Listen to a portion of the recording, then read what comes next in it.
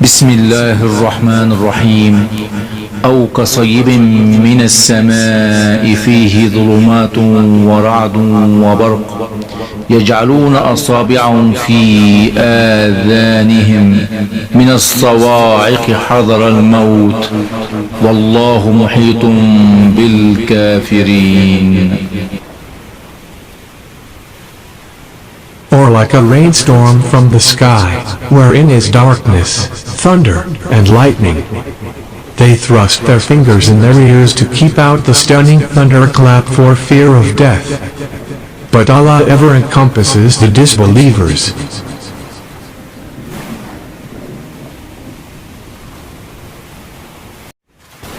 Ou comme une goutte de pluie du ciel dans laquelle il y a des ténèbres, du tonnerre et des éclairs, qui mettent leurs doigts dans leurs oreilles à cause des éclairs et des éclairs.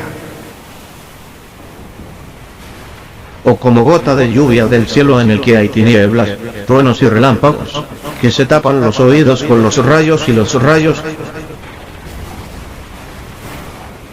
Ou como uma gota de chuva do céu em que há trevas, trovões e relâmpagos, que colocam os dedos nos ouvidos de trovões e trovões.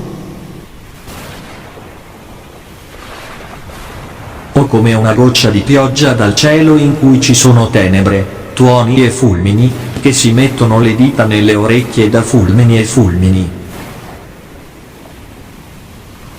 Oder wie ein Regentropfen vom Himmel, in dem es Dunkelheit, Donner und Blitz gibt, der sich vor Blitz und Blitz die Finger in die Ohren steckt. Eller som en regndroppe från himlen där det finns mörker, åska och blixtar, som stoppar fingrarna i öronen från åsk och osk.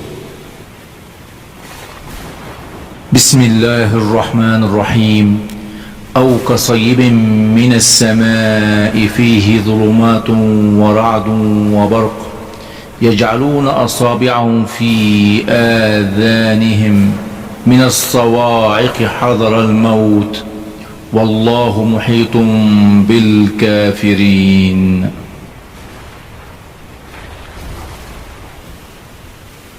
Or like a rainstorm from the sky, wherein is darkness, thunder, and lightning. They thrust their fingers in their ears to keep out the stunning thunderclap for fear of death. But Allah ever encompasses the disbelievers.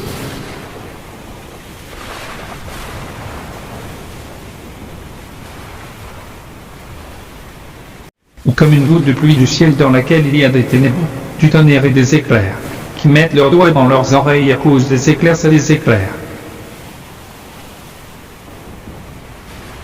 O como gota de lluvia del cielo en el que hay tinieblas, truenos y relámpagos, que se tapan los oídos con los rayos y los rayos.